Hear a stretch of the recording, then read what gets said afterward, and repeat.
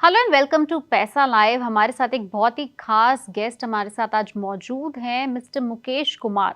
ये हैं क्या? ये फाउंडर एंड सीईओ हैं एम सानवी रियल एस्टेट के, और आज हम इनसे बात करने वाले हैं बहुत सारे रियल एस्टेट जो सेक्टर है उसमें फिलहाल क्या चैलेंजेस हैं, क्या इश्यूज हैं और क्या ही हमारे इन्वेस्टर्स के लिए अपॉर्चुनिटीज हैं। तो सर, सबसे पहले तो आपका बहुत बहुत स्वागत है। थैंक यू सो मच चाह जी, आपने ये अपॉर्चुनिटी दी आने की।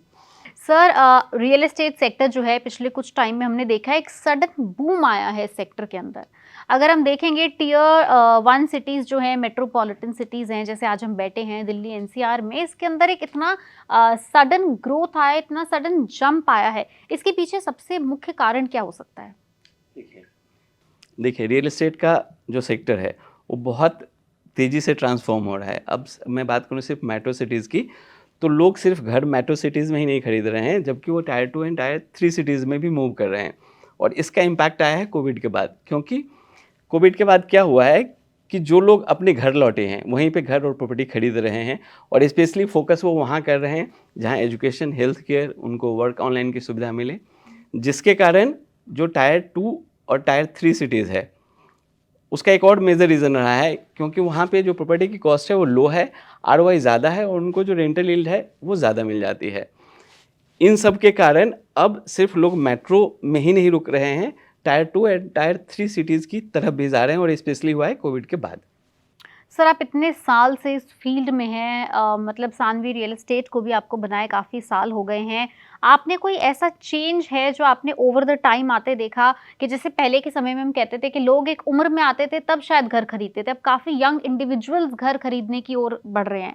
अब वो घर को घर के साथ-साथ एक इन्वेस्टमेंट पर्पस से भी खरीदते हैं।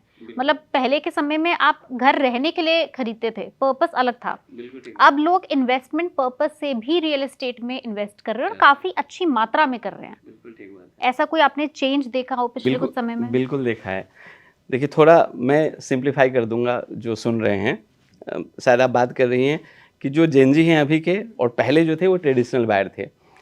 जो ट्रेडिशनल बायर थे बेसिकली वो फिजिकल विजिट करते थे, लोकेशन पे ध्यान देते थे, उनको बड़ा घर चाहिए होता था। लेकिन आजकल के जो जेनजी हैं, जेनजी मैं बता दूं जिनको नहीं पता है, जो 1997 के बाद जन्म लिए हैं, बेसिकली उनका जो प्रेफरेंस है वो चेंज हो गया है कम्प्लीटली। वो पहले मार्केट रिसर्च करेंगे, गूगल रिव्यू देखेंगे, यूट्यूब पे वीडियो टूर देखेंगे, उसके बाद मार्केट एनालिसिस करेंगे, फिर वो घर खरीदेंगे। बेसिकली वो चाहते हैं कि वो जो घर लें उसके अंदर जो लाइट है वो रिमोट से चले। वो चाहते हैं कि जहाँ हमें घर मिले वहाँ उनको सारी सुविधाएं मिले। तो इस हिसाब से जेनजी और ट्रेडिशनल बायर में कम्प्लीटली चेंज देखा गया है, क्योंकि अभी का जो क्योंकि जो अभी के यंग पीपल हैं वो एकदम वो चीज़ें चाहते हैं कि उनको सारी सुविधाएं मिले। अगर कोई घर स्मार्ट फैसिलिटी। हाँ, स्मार्ट होम वो चाह रहे हैं, आप ये कह सकते हैं कि स्मार्ट होम वो चाह रहे हैं, और उस स्मार्ट होम में चाहते हैं कि सारी सुविधाएं हो, जिम हो, क्लब हो, स्विमिंग पूल हो, वो सारा उनको मिले और उसके बाद वो मूव करे। बेसिकली वो एक लाइफस्टाइल स्टेटमेंट चाहते हैं, सिर्फ घर नहीं चाहते। सर, जैसे हमने अभी बात करी मेट्रो सिटीज़ की, वैसे ही आज अगर हम देखेंगे हमारे प्रधानमंत्री मोदी भी कहते हैं, हमारी सरकार भी कहते हैं, और बहुत सारे और बहुत सारे ऐसे सेक्टर्स हैं जो अभी और डेवलप हो रहे हैं।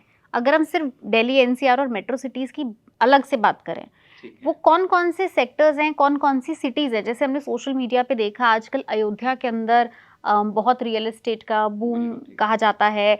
अभी आप देखेंगे कि जेवर के पास एयरपोर्ट बन रहा है, वहाँ भी कहा जा रहा है कि बहुत अच्छी अपॉर्च्युनिटी है। ऐसे कौन से सेक्टर्स अगर आप आइडेंटिफाई करना चाहें किसी भी इन्वेस्टर के लिए, जो आने वाले 5 से 7 साल में आपको बहुत अच्छा रिटर्न देंगे? देखिए, चाहे आप प्लॉट में इन्वेस्टमेंट कर रहे हैं या आप रियल एस्टेट के किसी भी सेगमेंट में कर रहे हैं, प्लॉट है, इंडस्ट्रियल है, एग्रीकल्चर लैंड है, लेकिन बेसिकली अभी जो मैंने देखा है, क्योंकि मैं खुद अफोर्डेबल हाउसिंग में डील करता हूँ, तो जो मैंने देखा है कि लोग अफोर्डेबल हाउसिंग की तरफ ज़्यादा मूव कर रहे हैं।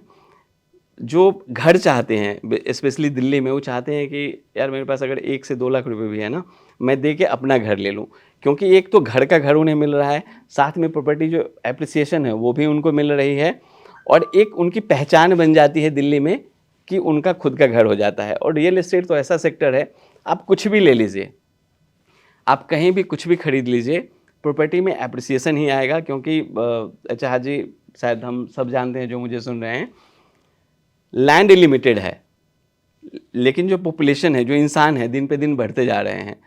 तो प्रॉपर्टी एक ऐसी चीज़ है, उसका एप्रिसिएशन सब जगह होगा, चाहे जेवर एयरपोर्ट की हम बात कर रहे हैं या कोई भी लोकेशन ले लीजिए, मेट्रोज ले लीजिए, टायर 1 टायर 2 ले लीजिए, टायर 3 सिटीज़ ले लीजिए, कोई भी जगह ले लीजिए, वहाँ पे एप्रिसिएशन आना ही आना है। आपने भी एक शब्द का इस्तेमाल किया अफोर्डेबल हाउसिंग, लेकिन क्या आपको लगता है कि एक्चुअल में या टियर 1 में या टियर 2 में भी आप देखें कि अफोर्डेबल नाम के हाउसेस अवेलेबल हैं? मतलब आसपास तो आप देखोगे हर चीज़ 1 करोड़ की फिगर जो है वो बहुत ही कॉमन सी हो गई है, जी। बट 1 करोड़ की फिगर अफोर्डेबल वाले ब्रैकेट में तो नहीं आती है। तो अफोर्डेबल हाउसिंग के ऑप्शंस क्या सच में हैं, और अगर हैं तो कहाँ हैं? ये आपने ना बहुत ही रेलिवेंट सवाल पूछा है। ये सवाल उनके लिए हैं जो लोग 15-20 लाख में अपना घर चाहते हैं। देखिए मैं एग्जांपल लेता हूँ, बहुत सारे सेगमेंट्स हैं जो 35 से 40,000 50,000 के बीच में उनकी सैलरी है, और वो चाहते हैं कि दिल्ली में उनका अपना घर हो जाए। एम सानवी रियल एस्टेट उसी अफोर्डेबल हाउसिंग में डील करता है। हमारे यहाँ क्या हो रहा है, आपने अभी बात की 1 करोड़ की, 50 लाख भी छोड़ दीजिए। हमारे यहाँ अगर अगर कोई भी बायर है जो फर्स्ट टाइम बायर है, जिनका बजट 15 से 20 लाख रुपए है, वो हमारे यहाँ आके 1 से 2 लाख रुपए डाउन पेमेंट देके अपना घर ले सकते हैं। उत्तम नगर द्वारका मोड़ में हम लोग डील करते हैं, और जहाँ पे हम लोग फ्लैट बनाते हैं उसके आसपास सारी एमिनिटीज़ है, school, college, hospital, park, metro station, मतलब आप खुद अपना सारी बिल्ड कर चीज़ें रहे हैं। हो? हमारे खुद के भी प्रोजेक्ट्स हैं, और एज अ ब्रोकिंग फॉर्म में हम काम करते हैं। सर इसमें जैसे आपने बताया कि ये वो वाली रेंज है जो और कहीं अवेलेबल ही नहीं है, जी। तो इतना डिफरेंस कैसे है? देखिए मतलब डेंसिटी, अगर जैसे डीडीए भी अपनी अगर ओपन करता है, अनाउंस करता है, तो भी इतना कम रेट तो होता ही नहीं। तो इतना कम रेट जो है, ये आपके जो ऑफर हैं, आपके जो बनाए हुए प्रोजेक्ट्स हैं या जिसमें आप डील भी करते हो, तो इतना इतना ज़्यादा डिस्पैरिटी कैसे है मार्केट के रेट में और इसके रेट में? देखिए जिस लोकेशन की हम बात कर रहे हैं वहाँ डेंसिटी ज़्यादा है, प्लॉट के रेट कम है, और कंस्ट्रक्शन कॉस्ट कंपैरेटिवली जो लग्जरी सेगमेंट होता है उससे हमारा कम आता है। लग्जरी सेगमेंट में बहुत सारी चीज़ें मिलती है, यहाँ पे हम ज़रूरत की चीज़ देते हैं। जो हमारा अफोर्डेबल हाउसिंग है उसमें डेडिकेटेड पार्किंग होता है, सीसीटीवी होता है, सिक्योरिटी गार्ड होता है। लग्जरी सेगमेंट की हम बात नहीं कर रहे, ऑब्वियस है उस तरह से कंस्ट्रक्शन करेंगे तो वो चीज़ें महंगी हो जाएगी। बट हम लोग ये चाहते हैं कि जो रेंट के घर में रह रहे हैं वो रेंट के घर से निकल के अपने घर में आ जाए, जितना वो रेंट दे रहे हैं उतना ही ईएमआई देके वो अपने घर में आ जाए। और चूँकि डीडीए जहाँ घर बनाती है तो घर के एकदम ठीक साथ में पार्क होता है या बड़े बड़े मॉल्स होते हैं, जहाँ पे हम बना रहे हैं इसमें थोड़ा सा आपको डिस्टेंस पे पार्क मिलेगा, थोड़ी दूरी पे पार्क मिलेगा, ये है। लेकिन हाँ, फैसिलिटी सारी होगी, कंप्लीट डेवलप्ड एरिया होता है, कनेक्टिविटी अच्छी होती है, चाहे मेट्रो हो या आपका ई रिक्शा हो या कैब हो, सारी कनेक्टिविटी अच्छी मिलती है। सर इस पे रिटर्न ऑफ इन्वेस्टमेंट क्या है? मतलब अगर कोई रहने के इंटरेस्ट से ना ले और अगर वो इन्वेस्टमेंट के पर्पस से ले, तो उस पे रिटर्न ऑफ इन्वेस्टमेंट क्या है पिछले कुछ सालों देखिए का? पिछले साल की अगर मैं बात करूँ, स्पेशली 2024 की, तो इस पे तकरीबन 7% का एप्रिसिएशन आया है। और अगर आप पिछले 3 साल का एक एवरेज अगर बताएं 3 तो? साल का अगर आप एवरेज निकाल लेंगी तो तकरीबन आप मान के चलिए 9% के आसपास एप्रिसिएशन आ रहा है अफोर्डेबल हाउसिंग में। और इसका रेंटल यील्ड क्या है? मतलब अगर कोई इन्वेस्ट करके रेंट पे चढ़ाना चाहता है, इसका रेंटल यील्ड क्या इसको है? ऐसे समझ लीजिए कि अगर 20 लाख का कोई हम घर खरीदते हैं तो तकरीबन उसका जो रेंटल आएगा ना, वो 17 से 18,000 रुपये आ जाता है पर मंथ? Per month. तो रेंटल यील्ड आप कहना चाहते हैं कि अच्छा है? अच्छा है, बहुत ही अच्छा है, और बहुत जल्दी वो रेंट पे चला भी जाता है। चूँकि जहाँ पे घर बनाया जा रहा है डेंसिटी वहाँ पे थोड़ी ज़्यादा है, तो लोग को जल्दी घर मिलता नहीं रहता है रेंट पे, क्योंकि जो भी खरीदते हैं घर वो मैक्सिमम हमारे पास एंड यूज़र ही होते हैं, वो इन्वेस्टर होते ही नहीं हैं। बहुत कम ही होते हैं जो चाहते हैं कि चलो खरीद के छोड़ दिया, रेंट आता रहेगा हमारा, ऐसा। अदरवाइज मैक्सिमम एंड यूज़र हैं, फर्स्ट टाइम बायर हैं, जो अपनी ज़िंदगी की शुरुआत अपने घर से करना चाहते हैं। और सबसे अच्छी बात वही मैंने आपको बताया कि 1 लाख भी है, 2 लाख भी जिसके पास है, वो भी 2 लाख डाउन पेमेंट देके और जितना रेंट दे रहे हैं तो उतना ही लोन की ईएमआई सुविधा, देके। आप लोन की जो बिल्कुल। सुविधा है आप प्रोवाइड करवाते हैं, आप असिस्टेंस करवाते हैं किसी तरह की? मैं बता रहा हूँ, जितने भी एनबीएफसी हैं, नॉन बैंकिंग फाइनेंशियल इंस्टीट्यूशन, उनसे लोन हो जाता है। और सिर्फ हम ऐसा नहीं कि उनको साइट विजिट या घर देते हैं, जितनी भी असिस्टेंट होती है वो सारी चीज़ें करते हैं। जैसे सपोज़ करिए कोई बायर हैं, वो हमारे पास साइट विजिट के लिए आए हैं, तो साइट विजिट तो हमने उनको करवाया ही। साइट विजिट के बाद प्रॉपर्टी डॉक्यूमेंटेशन में हेल्प करते हैं, रजिस्ट्री में हेल्प करते हैं। जब वो शिफ्ट कर रहे होते हैं, चूँकि अपना घर होता है, कहीं रेंट पे रह रहे होते हैं, वहाँ से वो आ रहे होते हैं, उसमें हेल्प करते हैं। और आफ्टर सेल सर्विस भी उनको हम पूरा ध्यान रखते हैं कि कहीं कोई प्रॉब्लम्स ना आ रही हो। सर, ये तो हमने आपके प्रोजेक्ट की बात करी, लेकिन अगर हम एक ओवरऑल सेक्टर की बात करें, अभी आपने देखा है कि जीएसटी भी कंस्ट्रक्शन की बहुत सारी चीज़ों पे कम किया गया है। आपको लगता है कि जो बिल्डर्स हैं, जो खुद अपने प्रोजेक्ट बना रहे हैं, वो इस जीएसटी का फ़ायदा अपने एंड कंज्यूमर तक भी देंगे? बिल्कुल क्या देंगे। घरों की बनाने की कीमत कम होगी तो घर के खरीदने की कीमत भी कम होगी? आपको लगता है? बिल्कुल होगी मैम, क्योंकि जब हमारी कंस्ट्रक्शन कॉस्ट कम आएगी, जो बिल्डर फ्लोर हैं, जो बिल्डर हैं, डेवलपर हैं, ये मैं ओवरऑल सिनेरियो में बात कर रहा हूँ कि अगर उनको कंस्ट्रक्शन कॉस्ट कम आएगी तो ऑब्वियस है जो फ्लैट हैं, जो बिल्डर फ्लोर हैं, उनके रेट कम होंगे ही होंगे। और ये सरकार का बहुत अच्छा कदम है जो जीएसटी को सिर्फ 2 पैमाने पर वो लेके आ गए हैं। तो ये सरकार ने जो ये जीएसटी लेके आए हैं वो डेवलपर के लिए फ़ायदेमंद है, इनफैक्ट जो बिल्डर हैं, और ओवरऑल ये जो जाएगा वो एंड यूज़र को ही इसका बेनिफिट जाने वाला है। सर, कुछ चैलेंजेस बताइए जो पिछले कुछ सालों में, हम कह सकते हैं पैंडेमिक के बाद, चलिए मान लें 3 साल में इस सेक्टर ने देखा है, या ये सेक्टर उस चैलेंजेस से जूझ कर अब आगे बढ़ा है, वो कुछ चैलेंजेस बताइए। चाहा जी, मुझे तो ऐसा कुछ लग नहीं रहा है कि रियल एस्टेट में बहुत सारे चैलेंजेस आए हैं। हाँ, एक छोटा सा चैलेंजेस था, अगर पिछले साल की बात करूं, जो रेट ऑफ इंटरेस्ट था वो थोड़ा सा हाई हो गया था।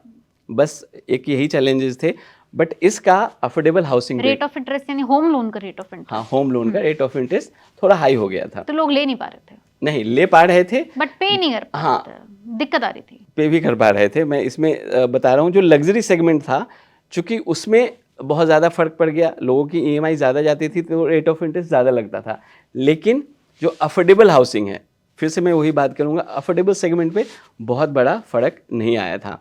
अगर आप पिछले साल भी का डेटा उठाएँ तो उसमें तकरीबन आप मान के चलें कि जो हमारा कॉमर्शियल इन्वेस्टमेंट है, उसमें जो कमर्शियल इन्वेस्टमेंट है उसमें तेज़ी देखी गई है।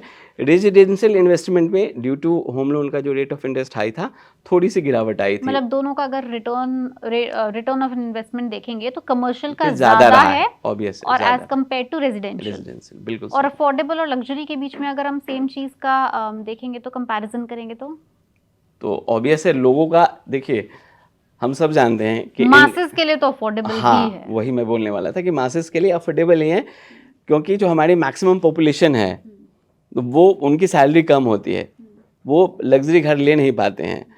तो वहाँ पे जो मासेस हैं, जो मैक्सिमम ग्रुप ऑफ पीपल है, उनका रुझान अफोर्डेबल में बढ़ा है। क्योंकि दिल्ली में घर ना, चाहे एक पहचान होती है, सब आदमी चाहता है दिल्ली में अपना घर हो, और वहाँ पे अगर अफोर्डेबल हाउसिंग में सस्ते प्राइस में एम सान रियल एस्टेट लोन के साथ अगर उनको अपना घर दे रहा है, जितना वो रेंट दे रहे हैं उतना ही ईएमआई पे, तो इसमें फिर इससे सरकार अच्छी की बात तरफ से हुई कोई फिर। सपोर्ट मिल रहा है? क्योंकि मतलब सरकार की भी अपनी स्कीम्स हैं, नहीं, इसमें अभी प्रधानमंत्री आवास योजना है, अफोर्डेबल हाउसिंग प्रधानमंत्री की। आवास योजना पहले था, बट अभी किसी वजह से उन्होंने इसको रिमूव कर दिया है, तो ये फ़ायदा नहीं मिल रहा है। ये फायदा नहीं मिल रहा, बट आपकी ही तरफ से जो लास्ट ऑफर है वही इतना अट्रैक्टिव, हाँ, वही अट्रैक्टिव है, वही बहुत अच्छा है कि आपको कम कीमत में घर मिल रहा घर है। मिल रहा है, वो बहुत बड़ी बात है। और उसमें भी एक अच्छी बात ये है कि सिर्फ आपके पास 1 से 2 लाख है ना डाउन पेमेंट देने के लिए, तब भी आप घर ले सकते हैं। आप सपोज करिए ना 1 करोड़ की चीज़ आप देखते हैं, एटलीस्ट आपको 20 to 30% आपको खुद Down payment अरेंज करना करनी पड़ेगा, पड़ेगी, मतलब right. 30 लाख रुपए के आसपास। और यहाँ पे तो 30 लाख रुपए में बहुत बढ़िया 2 BHK मिल जाता है, Right. वो चीज़ है।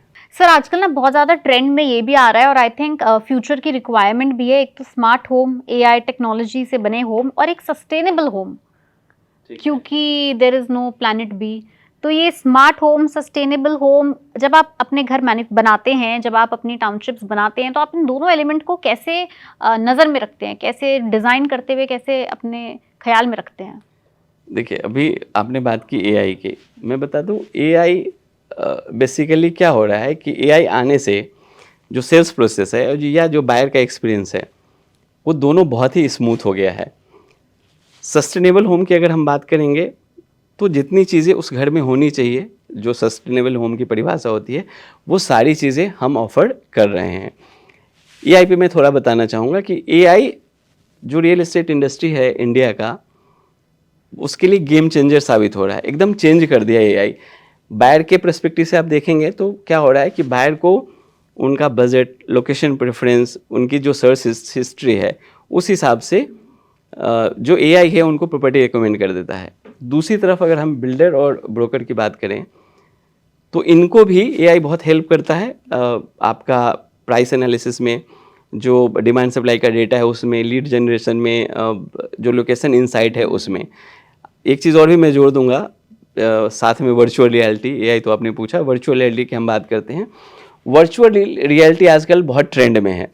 इससे क्या होता है कि जो बायर है ना, वो कहीं भी हैं, वो एक्चुअल साइट विजिट की फील ले सकते हैं। उनको लगता है कि हम प्रॉपर्टी खुद चल के देख रहे हैं, और बेसिकली ये उनके लिए फ़ायदेमंद है जो हमारे एनआरआई क्लाइंट्स हैं, जो बिजी प्रोफेशनल हैं, या जो आउट स्टेशन रहते हैं। तो इससे क्या हुआ है कि फिजिकल साइट विजिट भी 30% से कम हो गया है, रिडक्शन हो गया उसमें। लोग जो बाहर के हमारे जितने भी क्लाइंट्स हैं, वो प्रॉपर्टी हमारे यूट्यूब चैनल पे जो प्रॉपर्टी की टूर है ट्रांसपेरेंसी बनी वो रहती लेके, है, मतलब बिल्डर ट्रांसपेरेंट वे में बता सकते हैं कि आपकी डे टू डे डेवलपमेंट्स क्या है, और वो खुद देख सकते हैं। और उसके अलावा हम भी जो कंस्ट्रक्शन अपडेट्स होता है वो हम अपनी वेबसाइट पे, हम अपने यूट्यूब चैनल या इंस्टा, फेसबुक पे भी हम लोग डालते रहते हैं। सर आपका आगे क्या विजन है? जैसे कि आप बहुत टाइम से अफोर्डेबल हाउसिंग सेगमेंट में हैं, आपका एक मोटिव है कि हाउसिंग फॉर ऑल जैसे सरकार का मोटिव है, वो आपका भी एक उद्देश्य है। इसके आगे आप और रियल एस्टेट सेक्टर में क्या करना चाहते हैं? कंपनी का आगे फोकस क्या है, विजन क्या है? देखिए, अभी की मैं बात करूं तो फिलहाल दिल्ली के उत्तम नगर द्वारका मोड़ में हम लोग अफोर्डेबल हाउसिंग, सस्ते प्राइस में फ्लैट लेके लोगों का सपना पूरा कर रहे हैं। हम चाह रहे हैं दिल्ली में उनको अपना घर मिले। बट आने वाले टाइम में इसी को हम थोड़ा वाइड रूप में ले जा रहे हैं, अलग अलग स्टेट में ले जा रहे हैं। इनफैक्ट हमारा बहुत जल्दी प्लानिंग है कि हम यूपी, बिहार, राजस्थान, पंजाब इसमें आएँ और लोगों को इसी तरह का घर दें जैसा हम दिल्ली एनसीआर में उनको घर दे रहे हैं। इनफैक्ट हम लोग की जो प्लानिंग है कि बहुत जल्दी हम लोग एसएमई आईपीओ भी लेके आ रहे हैं, ताकि जो लोग घर लेने का सपना देख रहे हैं उनको, उन तक हम ज़्यादा से ज़्यादा पहुंच सके और उन्हें उनके सपनों का घर, सपनों का आशियाना दे सके। बिल्कुल सर, आईपीओ से रीच इतनी आती है तो आप ऑफ कोर्स फिर एक सिटी में नहीं, मल्टीपल सिटीज में भी एक टाइम पे भी फंक्शनल हो पाएंगे, ऑपरेशनल हो पाएंगे। इनफैक्ट हम लोग स्मॉल टाउनशिप और जो हमारा इंडिपेंडेंट हाउस है, हम लोग उस पर भी फोकस कर रहे हैं। इंडिपेंडेंट हाउस में बता दूं, जो लोग जड़ से मकान देख रहे हैं कि ज़मीन से लेके छत तक हमारा सारा हमारा ही होना चाहिए, जिनको बिल्डर फ्लोर नहीं चाहिए, हम उस सेगमेंट में भी जा रहे हैं। बहुत ही खूब सर, बहुत अच्छा विजन है। एंड उम्मीद करते हैं कि आपके जो अफोर्डेबल हाउसिंग का जो आपका सपना है वो दूसरों के भी सपने पूरे करे। एंड सबका जो हाउसिंग फॉर ऑल का जो ड्रीम है, जो विजन है, वो भी बहुत ही जल्दी अचीव हो। Well, thank you so much sir, आपने इतने सारे रियल एस्टेट सेक्टर से जुड़े इनसाइट्स हमारे साथ शेयर किए। एंड उम्मीद करते हैं कि कंपनी के साथ साथ लोगों का जो सपना है वो भी बहुत जल्द पूरा हो। Thank you. Thank you.